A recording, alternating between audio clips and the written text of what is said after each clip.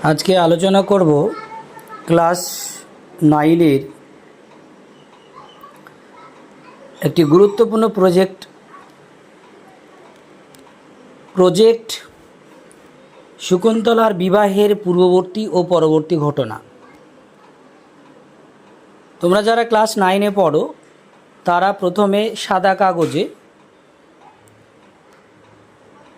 Project कथाटा लिखबे, लिखार परे नीचे नाम दिबे शकुन्तलार विवाहेर पूर्ववर्ती और परवर्ती घटना।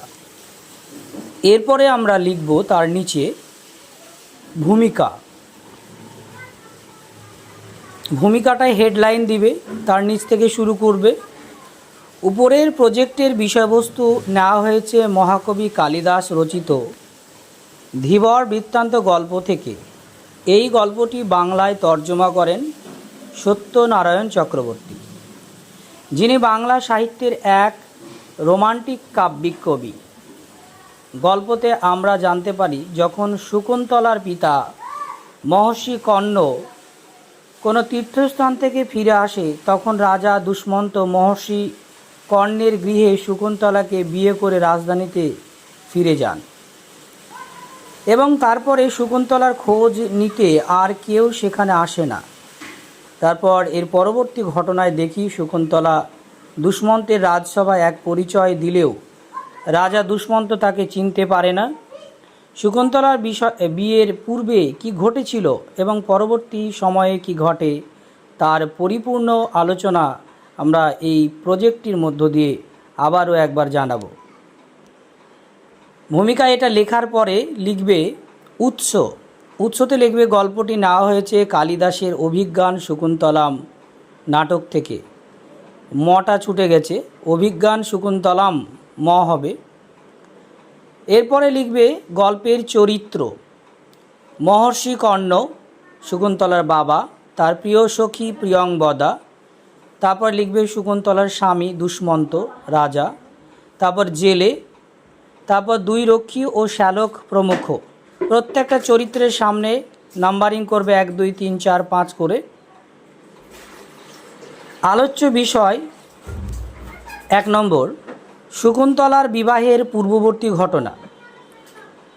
রাজা দুষ্মন্ত মহর্ষি কর্ণের আশ্রমে শকুন্তলাকে বিয়ে করে রাজধানীতে ফিরে যান এবং তারপর এই শকুন্তলার খোঁজ নিতে আর কেউ সেখানে আসে না।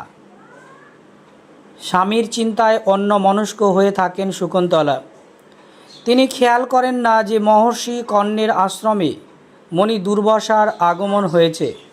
অপমানিত দুর্বাসা শকুন্তলাকে অভিশাপ দেন যে ব্যক্তির চিন্তায় শকুন্তলা মগ্ন হয়ে অপেক্ষা করছেন, ওটা উপেক্ষা হয়ে গেছে, অপেক্ষা করবে, সেই ব্যক্তি শকুন্তলাকে ভুলে যাবেন। শকুন্তলার সখী প্রিয়ংবদার অনুরোধে দুর্বাসা বলেন যে রাজাকে যদি শকুন্তলা কোনো স্মারক চিহ্ন দেখাতে পারেন তাহলে এই অভিশাপের প্রভাব দূর হবে।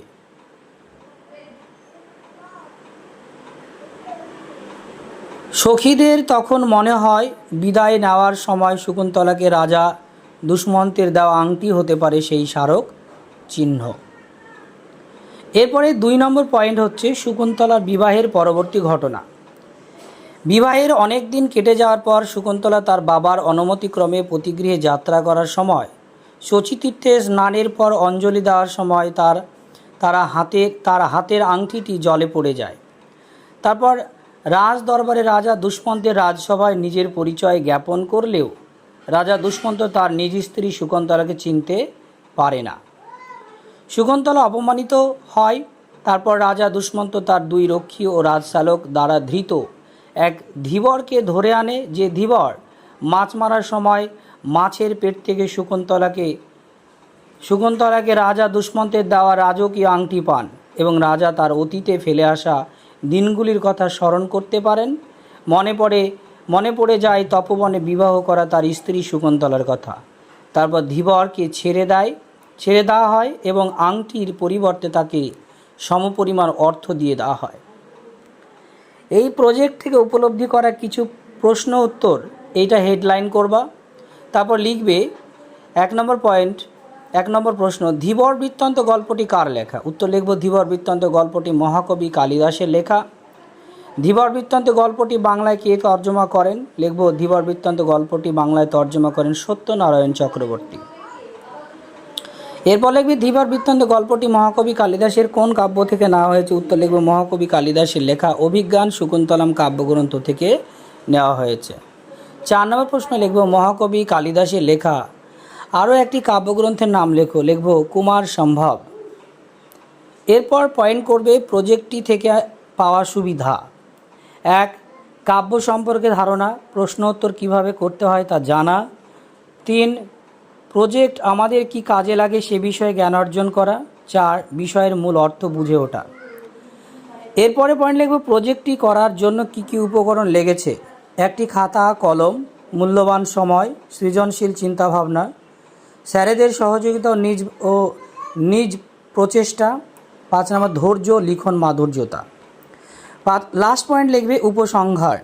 সর্বোপরি আমরা বলতে পারি একটি প্রজেক্ট একজন ছাত্রীর শুধু বিষয়নিষ্ঠ জ্ঞানই অর্জন হয় না, তার পাশাপাশি বিষয় সম্পর্কে ধারণা গঠন,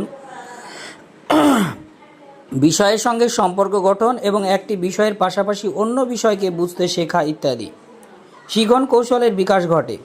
পাশাপাশি প্রজেক্ট কী, কেন এবং তার গুরুত্ব কতটা সেটাও একজন ছাত্র বুঝতে পারে।